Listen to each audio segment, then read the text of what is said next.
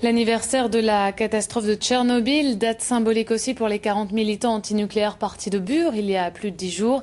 Ils arriveront demain à la centrale de Chaux après avoir traversé la région à pied ou à vélo pour dire non au nucléaire. Et c'est dans ce contexte qu'une manifestation s'est tenue aujourd'hui à Juzencourt en Haute-Marne. La municipalité s'est portée candidate à l'accueil d'un centre d'enfouissement de déchets radioactifs. L'État, vous le savez, sélectionnera bientôt 3 communes en France. Une trentaine sont sur la liste dans le Grand Est. Parmi elles, donc, Juzencourt. 150 manifestants y ont défilé aujourd'hui. Tiffaine Leroux, Cédric Picot.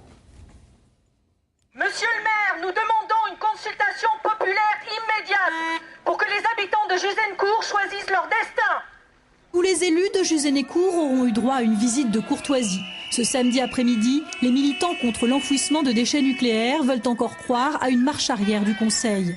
Depuis qu'elle a appris en janvier que son village s'était porté candidat par 6 voix contre 3, Marie-Pascale Lahaine réclame un référendum et un moratoire. Il est inconcevable que des élus pour 6 ans, nos élus, passent outre les 86% de pétitionnaires, puisque nous avons environ 80% de signatures contre ce centre d'enfouissement. Le maire UMP que nous avons sollicité n'a pas souhaité s'exprimer, mais il affirme ne pas être hostile à un débat contradictoire et à un référendum, dans le cas où sa commune figurerait parmi les 3 présélectionnés. Mais pour les manifestants, cela sera trop tard et le principe d'un enfouissement dans le secteur est inenvisageable. Toutes les nappes phréatiques qui viennent du plateau de Langres s'en vont directement sur la région parisienne.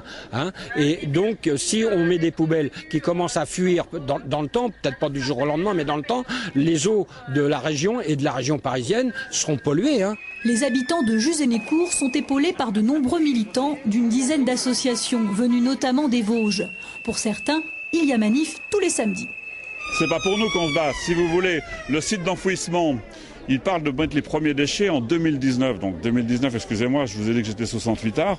Donc si j'ajoute encore plus de 10 ans, je serai pas loin d'un certain voyage, mais c'est pour nos enfants qu'on se bat, les petits-enfants. Mercredi dernier, le Conseil régional de Lorraine a fait savoir publiquement son opposition à l'installation d'un nouveau centre de stockage de déchets nucléaires sur son territoire. Les militants espèrent que la région Champagne-Ardenne va s'inspirer de cette prise de position.